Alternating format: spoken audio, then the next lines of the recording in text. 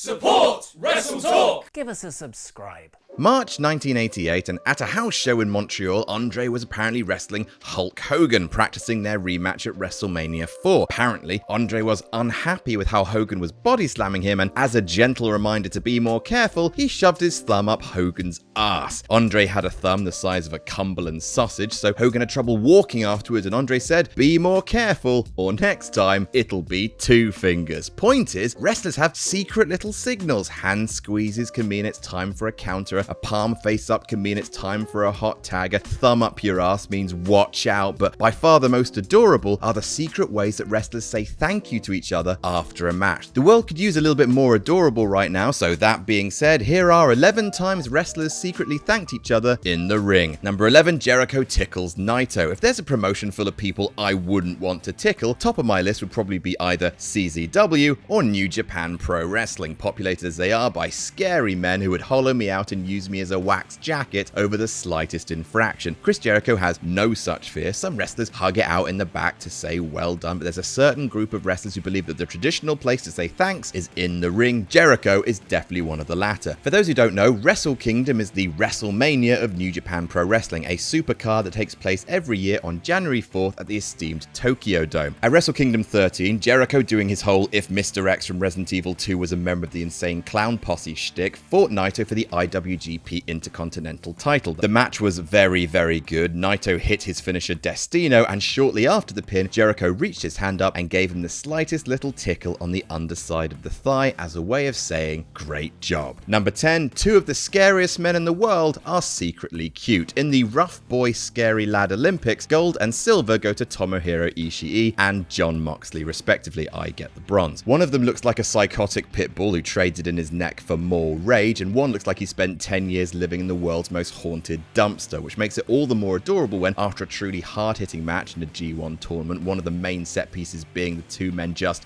head-butting each other over and over again like they're f***ing short-circuiting, Moxley plants Ishii with an elevated Death Rider and successfully pins him. After the bell rings, Mox reached down and gave Ishii a little scratch just underneath his ribs. It's the smallest little tuck with the fingers, but it's a gesture that transcends language barriers to say, that was fun. Jon Moxley has a terrifying concept of fun. Number 9, Shane thanks Taker for murdering his dreams. For the love of mankind! I will never forgive Michael Cole for that call. Shane McMahon and The Undertaker put their combined 97 years on this planet in serious jeopardy at WrestleMania 32 in a Hell in a Cell match that somehow managed to be jaw-dropping and boring. That is the true sweet spot. Despite Undertaker moving and letting Shane plummet to his almost death, despite slamming him through another announce table, despite choking him out, despite ruining his dreams of running Monday Night Raw, Shane still managed to say thank you to Taker after the match. Jesus Christ, what does a man have to do to get a f*** you round here? After the match, Shane knew the camera was placed to his right, so he turned his head to the left to say thanks to Debbie Does Callis. It was a seamless bit of trickery, apart from the fact the camera also caught Snarky Mark looking down at Shane and nodding in acknowledgement of his thanks. Whoops. Number 8, Machine Chum Karl Anderson. We never really got to see Machine Gun Karl Anderson in WWE, which is a damn shame because that version of his character is bloody amazing. Hopefully when Gallows and Anderson return to New Japan, we see a lot more Machine Gun matches. How successful was he in that promotion? Well, in 2012, he became the first gaijin in 10 years to make the finals of the G1 Climax tournament, the most prestigious series in Japanese wrestling. In that match, he fought Kazuchika Okada, and it's definitely worth finding if you want to be A, impressed, and B, so very sad at what Gallows and Anderson became in Big Vince's playful pinches. The finish of the match is absolutely hot fire, and Big Carl clearly thought so too. After Okada pins him following a Rainmaker,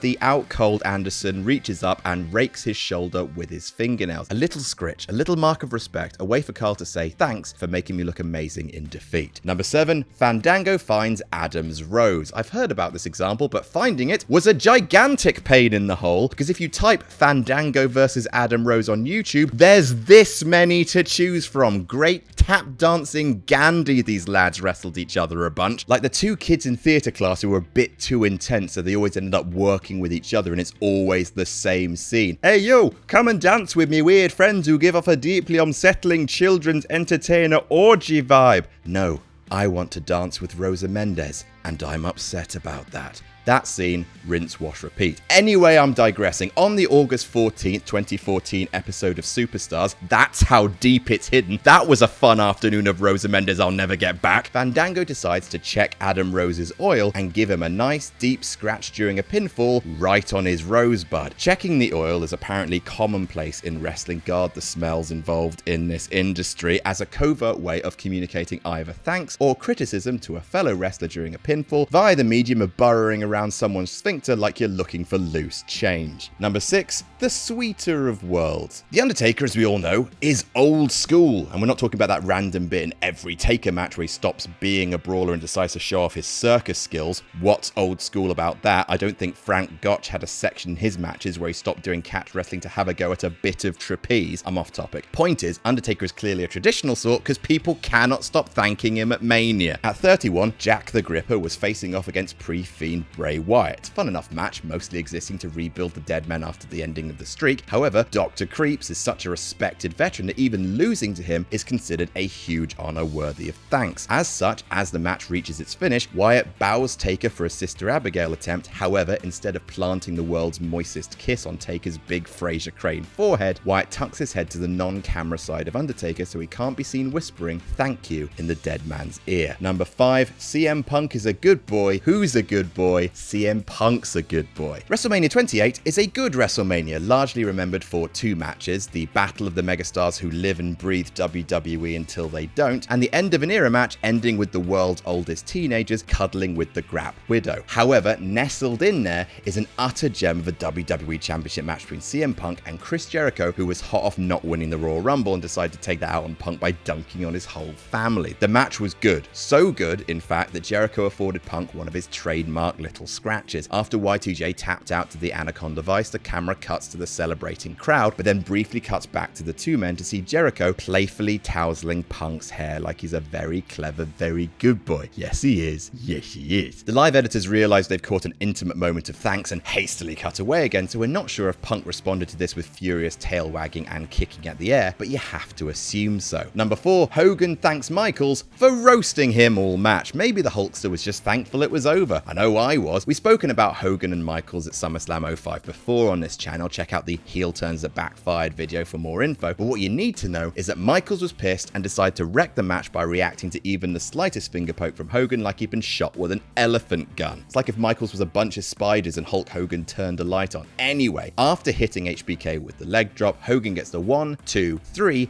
then for some reason, decides to thank Michaels by giving him an old standard, a series of small little pats on the stomach while standing up from the cover. Maybe Hogan was actually thinking, finally, for the first time in my career, someone's selling my powerful offense appropriately. Or maybe he's just thankful Michaels at no point ripped the moustache off his face. Either way, Michaels got a little secret thank you pat for taking the absolute piss. Number 3, The Rock is the world's nicest man. They honestly just get more adorable from here. WrestleMania 19 is one of the great unsung pay-per-views of all time, not just WrestleManias. It's an amazing card that sees a fake thank you from Y2J that transitions into a kick to the showstoppers Little Poppers, a main event where one guy concusses himself so hard his opponent has to guide him into beating him. But the best interaction comes after the Rock versus Stone Cold match, the final match in their epic Mania trilogy and Austin's last match ever. After Rock gets to pinfall, he sits next to Steve Austin. He pushes Earl Hebner away before saying something to Stone Cold and then stands up and celebrates like a true heel. On the documentary The Mania of WrestleMania, Austin revealed that Rock told him how much that moment meant to him, thanked him for everything, and the two men said that they loved each other, and oh, my heart is growing 3 sizes this day. Number 2,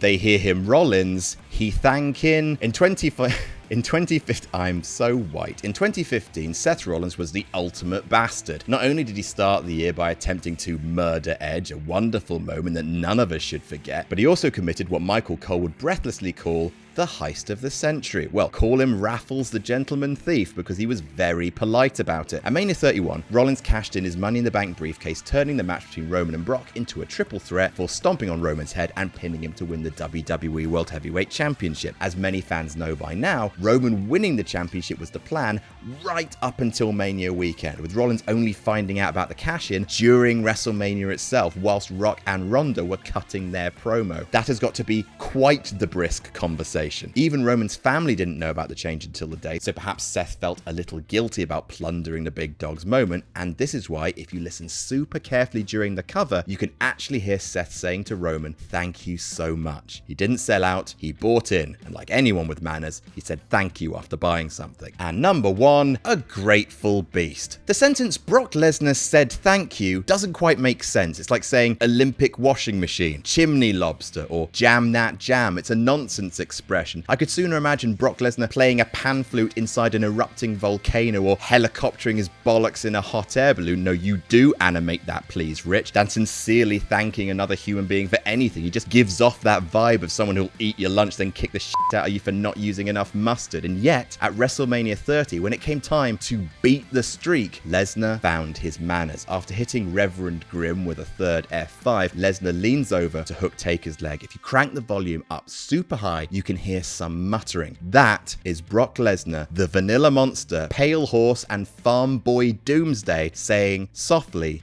"Thank you, Mark." Although it's possible he wasn't referring to Taker by his real life first name and was just calling him a Mark. That actually sounds way more plausible. And that's our heartwarming list. Have you ever caught wrestlers being secretly adorbs to each other? Let us know in the comments, and don't forget to like and subscribe. You can also check out our other lists and news only here on WrestleTalk. Jam that jam.